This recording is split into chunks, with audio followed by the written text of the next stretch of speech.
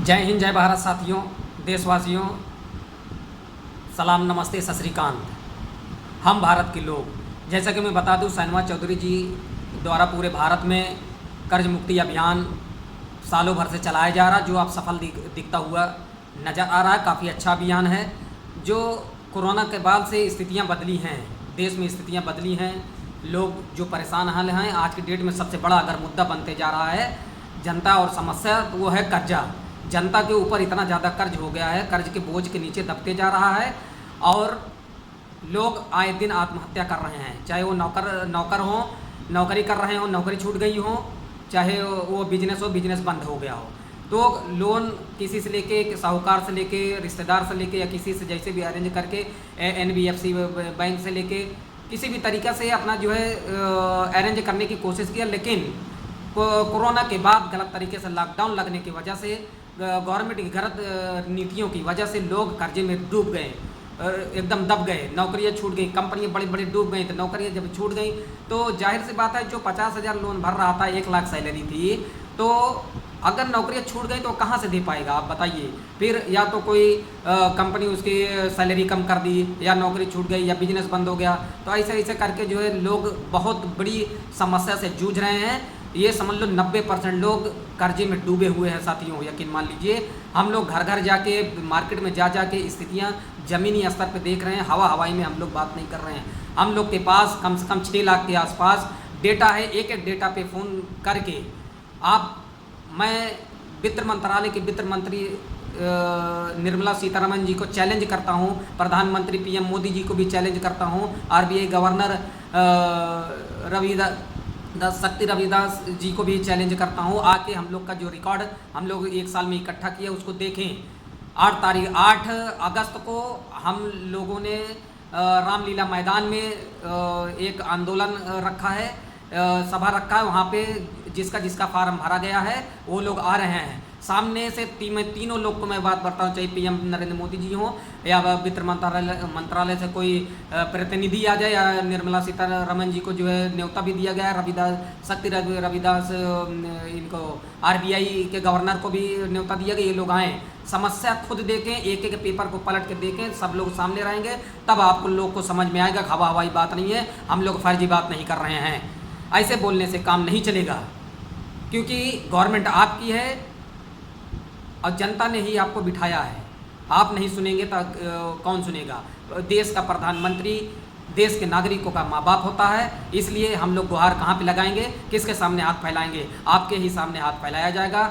मैं हाथ जोड़ के विनती करता हूँ प्रधानमंत्री नरेंद्र मोदी जी, एक बार ये आपदा भविष्य में पहली बार आई है, ऐसी आपदा के टाइम में कम से कम जनता का कर्जा तो माफ़ होना ही चाहिए। इससे पहले कभी जनता का कर्ज माफ़ करने के लिए आंदोलन नहीं उठा था साथियों, देशवासियों, यकीन मान लीजिए। लेकिन गवर्नमेंट की गलत नीतियों के कारण, समझ लो कि गलत तरीके से नोटबंदी हो गई। नोटबंदी होने के कारण जैसे तैसे व्यापार संभला, सब कुछ हो गया, एडजस्ट कर लिए। उसके बाद GST में कुछ कमर टूटी, उसको भी जैसे तैसे करके व्यापारी एडजस्ट कर लिए। लेकिन उसी के कुछ दिनों के बाद एक आपदा आती है, इतनी बड़ी आपदा आती है कि दुनिया संभल नहीं पाती है।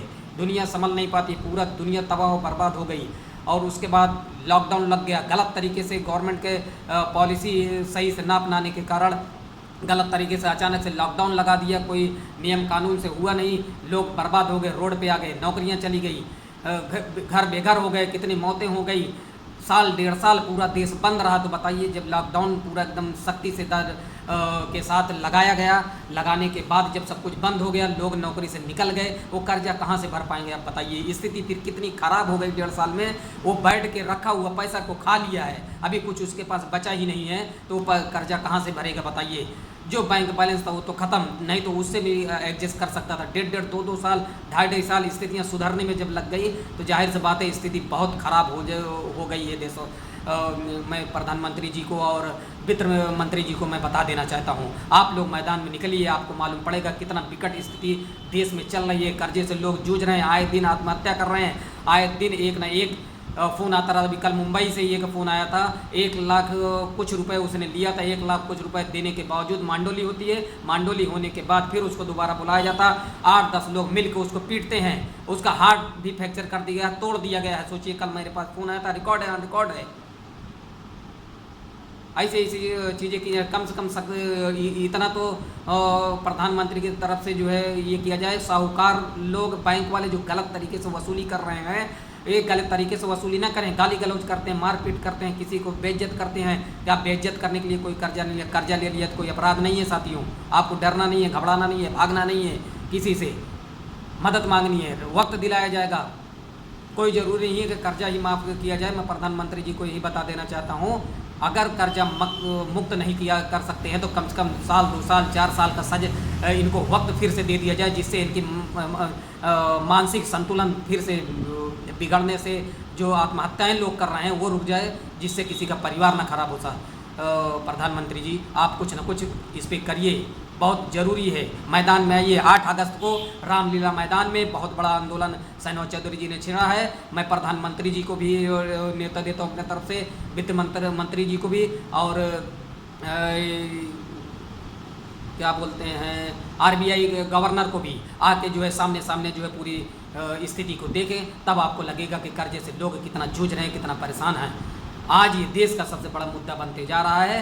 कुछ लोग तो जब बड़े बड़े उद्योगपतियों का कर्जा माफ़ किया जा सकता है तो एक बार जनता का, सबका, बड़े बड़े उद्योगपतियों का हटा के, किसानों का हटा के, कई बार कर्जा माफ़ हुआ, सबका हटा के एक बार जनता का, क्योंकि बहुत बड़े आपदा से गुजरी है। ऐसा आपदा से कभी देश नहीं गुजरा है। ऐसे आपदा के बाद कम से कम एक बार जनता के बारे में प्रधानमंत्री जी हाथ जोड़ के विनती है, एक बार जनता के बारे में भी कर्जा माफ़ करने के लिए सोचिए।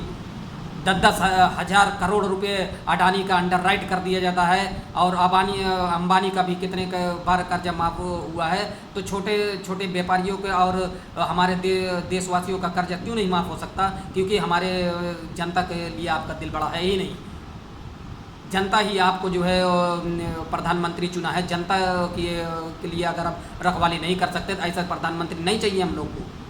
अगर 2-4 लोग को ही प्रधानमंत्री बन के ही वर्क करना है तो 2-4 लोग का ही वोट जाने दिए, बाकी जो भी जनता है उठा के वोट दूसरे को प्रधानमंत्री चुने, जो आपके लिए काम करे, जो आपकी समस्या को करें। क्योंकि बड़े बड़े लोगों को ही अगर हर जगह से राहत दिया जाएगा तो उससे देश नहीं चलता है। कुछ मूर्ख लोग, कुछ ऐसे लोग हमको मिलते हैं, वो बोलते हैं अडानी अंबानी अगर रोजगार न दे, अडानी अंबानी अगर टैक्स न भरे तो जो है देश नहीं चल पाएगा। अरे मूर्खों, मैं तुमको बता देना चाहता हूँ, सबसे ज़्यादा टैक्स अगर कोई भरता है तो जनता भरती है। अडानी अंबानी अगर टैक्स भर रहे हैं, बड़े बड़े उद्योगपति अगर टैक्स भर रहे हैं, उससे ज़्यादा उनको पैकेज भी मिलता है, उससे ज़्यादा वो कमा लेते हैं। लेकिन जो जनता है, हर एक चीज़, पार्ले अगर एक बिस्किट भी होता है तो MRP पे खरीद कर, क्या उस पर टैक्स नहीं लगा होता है? पूरा MRP पे जो है रिटेल काउंटर में जनता खरीदती है।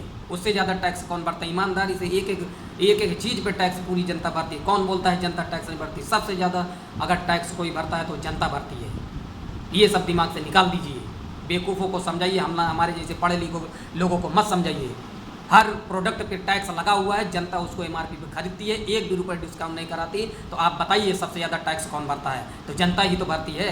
तो जनता का एक बार कर्ज क्यों नहीं माफ़ किया जाता? हर जगह जनता ही सपोर्ट करती है। वोट की बारी है तो जनता के बीच में आप लोग जाते हो। मैं फिर से बोल देना चाहता हूँ साथियों, हर लोकसभा में आप लोग हर लोकसभा में जाके सांसद के घर पे बैठ के आप बोलिए कर्ज मुक्ति अभियान में आप लोग साथ नहीं दोगे। अगर वो साथ नहीं देता है उसका बहिष्कार करो, वहाँ पे वोट देना बंद करो और उनको वहाँ से बहिष्कार करके भगाइए। जब वो आपका काम नहीं कर सकते तो फिर उनको वोट देने की क्या ज़रूरत है? हम ऐसे लोग को ला के बिठाएंगे जो आपकी सुनेंगे और आपकी समस्या को सुनेंगे, जनता की समस्या को सुनेंगे।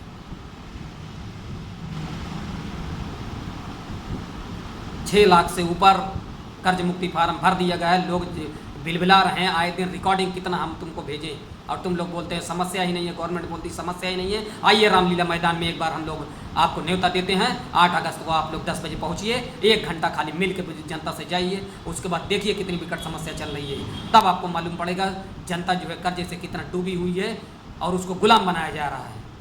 कर्जे के कारण साहूकार लोग, समझ लो कर्जा अगर दे दिए तो ऐसा लग रहा है उनको खरीद के रख लिया। ऐसे ट्रीटमेंट करते हैं बैंक वाले। अगर कर्जा दे दिए, टाइम पे नहीं भर पा रहे हैं तो ऐसे गाली गलौज कर रहे हैं, ऐसा बेइज्जत कर रहे हैं। पूरे समाज के अंदर बेइज्जत करने के लिए कोई कर्जा नहीं लिया है।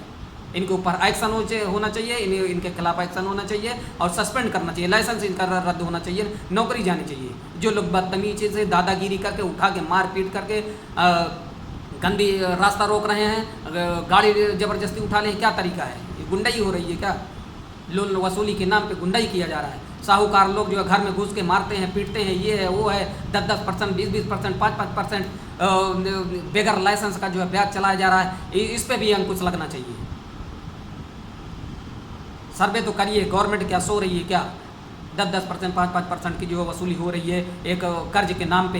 कोरोना काल के बाद इतना तेज लोग जो है कर्ज को अदा करने के लिए बैंक का प्रेशर आता है, इधर से ले रहे हैं, उधर से ले रहे हैं, इधर से ले रहे हैं, उधर से ले रहे हैं, यही चक्की में पिसे हुए हैं। इनका ले रहे हैं, उनका दे रहे हैं, उनका दे रहे हैं, उनका ले रहे हैं, उनसे प्रेशर हो रहा तो उनको दिया जा रहा है, 5% में लिया जा रहा है, 3% में लिया जा रहा है, 10% में लिया जा रहा है, और प्रेशर आ रहा है 20% में लिया जा रहा है। अब बताइए कितना विकट स्थिति चल रही है। प्रेशर की वजह से लोग कर्जे के दलदल में इधर उधर में फंसते जा रहे हैं। 10-10% के ब्याज पे लोग कर्जा लेके बैठे हुए हैं और डूबे हुए हैं, सोचिए। और उनको मारने की भी धमकी दी जाती है, अगर नहीं दोगे तो ऐसा हो जाएगा, वैसा होगा। कितना मैं सबूत दूं आपको? सबूत चाहिए। इस पर भी सख्त कार्रवाई करे कि बगैर लाइसेंस का जो है कोई अगर ब्याज पे पैसा चलाते हुए मिलता है तो उसको कारावास होना चाहिए, सज़ा होनी चाहिए, जमानत नहीं होनी चाहिए। ऐसे लोग कुछ जो है अनलीगल टाइप में जो पैसा बांट के साहूकार बन के गलत तरीके से वसूली कर रहे हैं। फिर से मैं हाथ जोड़ के बार बार विनती करता हूँ, हमारे देश के वित्त मंत्री निर्मला सीतारमण जी और प्रधानमंत्री जी, आपके ऑफिस में डेलीगेशन भेजा जाता है। 6 लाख के आसपास आपके ऑफिस में भेज दिया गया है, लिखित में एक एक आदमी को फ़ोन करके या कैसे भी करके या आपके प्रतिनिधि बना के आप लोग जंतर मंतर में पहुँचें और देखें कितनी विकट समस्या से जनता जूझ रही है। कोरोना काल से देश बहुत की जनता परेशान है। एक बार कर्ज मुक्त भारत को करना बहुत ज़्यादा ज़रूरी है साथियों, तभी जाके देश की स्थिति सुधरेगी, नहीं तो ऐसे नहीं सुधरने वाली है। एक न एक दिन ये कर्ज के कारण एक दूसरे को लोग अभी भी मारना पीटना चालू कर दिए हैं। एक न एक दिन आमने सामने लोग लेने वाला देने वाला आपस में समझ लो आर पार की लड़ाई लड़ेगा, अपने ही दम पे लड़ेगा। जब गवर्नमेंट सपोर्ट नहीं करेगी तो क्या करेंगे? तो मैं अपने पत्रकार बंधुओं को भी बोलना चाहता हूँ और सांसद बंधुओं को भी, हम सांसद जी जितने भी हमारे पूरे इंडिया में, उनको बोलना चाहता हूँ, जितना विधायक जी हैं उनको भी बोलना चाहता हूँ, इस आवाज़ को बुलंद करें और एक बार इस पर संज्ञान लेना होगा और पूरे इंडिया भारत मुक्त अभियान में सबको हिस्सा लेके पूरे भारत को जो है कर्ज मुक्त एक बार करना ही होगा, तभी जाके देश की तरक्की होगी। जनता मजबूत है, जिस देश की जनता मजबूत होती है साथियों वही देश मजबूत होता है। 1-2 लोग को मजबूत करके देश को समझ लो खाली बेचा जाता है, वो समझ लो कि मजबूती नहीं कहते उसको।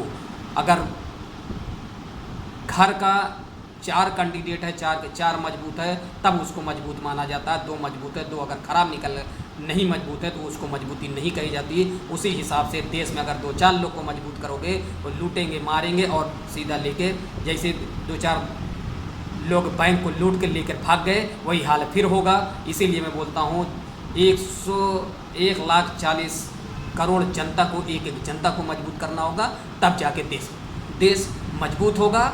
एक एक अंग जब तक मजबूत रहेगा देश वो मजबूत नहीं हो सकता। जय हिंद, जय भारत।